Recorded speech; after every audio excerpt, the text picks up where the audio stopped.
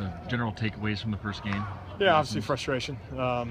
Didn't perform in any way up to the standard that we're trying to set here by any stretch of the imagination. On all levels, there's no single guy or with D-line, linebacker, secondary. Everybody's at fault. Frustrating. At times, execution was good. Other times it was obviously very, very average to poor. And so we got to find a way to put 4 quarters together, and we didn't do that game 1. Is there anything in retrospect you would have liked to have done at the half? Not really. I mean, from a play standpoint, they did what they did. Really, from a preparation standpoint, in a lot of ways, it sounds ridiculous, but you kind of felt good in terms of the plays you saw, out of the formations you saw. Now, what we got to do is better job preparing the guys to execute our calls versus those personnel groups and plays, and that's kind of where we lacked. Do you see there being any personnel changes based on the first game? We'll look at some of those things. I mean, part of that will be the personnel that we go against, whether it's a 2-back offense versus a 1-back type of thing. But that's something still to be determined. Coach, there were times that it just seemed like maybe grip onto the offense was something difficult. How do you try to work through that? Well, the one thing we talked to guys about in terms of tackling, which we can talk about how we tackle in fall camp and scrimmages and all those things, that really doesn't matter at this point. So what we did through week 1 was we didn't tackle very well. And we tell those guys to take the extra step is one of the main coaching points that we do. So that as best we can, we're trying to eliminate the arm tackle as much as we can. But certainly that was a frustrating point. Several of the quote-unquote big plays on the day were, what could have been TFLs, no gains, that turned into 10-yard gains. And obviously you can't play good defense and do that.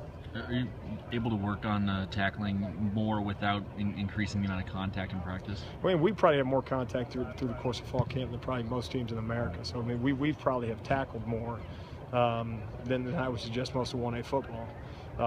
Again, through week 1, the evaluation is not real good, so we got to correct that. From your perspective, was it tentative? Were players playing as fast as they could? I think at times I thought we looked tentative. I think part of that is guys want to be right, and then what you find is you have to make it right. And a lot of times playing fast is when you're just that. We're pretty heavy pressure over the course of the day. And there's no excuse to be tentative in those situations. You got to hit your gas and go. So, that's something obviously that we'll look at. But no, I think we can always play faster.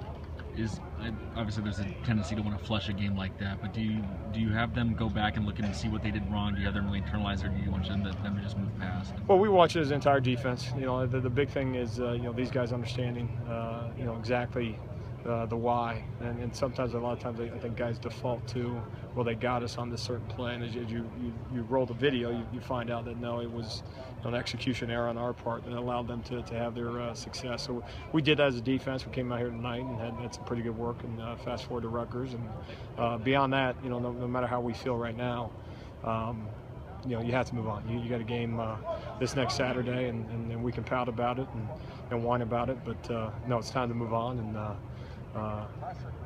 tonight we're going to do it. Have you had much of a chance to look at the Scarlet Knights yet? A little bit, yeah. Well, what sticks out about them? Well, they're a physical football team. They attack you through the air well. They're looking for explosive balls, explosive plays through the air, through the deep ball, and they try to pound you up front. So this is another big challenge for us. Coach, one last thing, to start to go back to the Portland State game, but sure. When you look at the film and you talked about it was a frustrating game, disappointing, do you take any positives from what you saw? Well, you got some guys that haven't played a whole lot of college football and an opportunity to play. So what you hope is they learn from experiences in those things and obviously get better from it. But at this point, really hard to find positives, I'll be honest with you.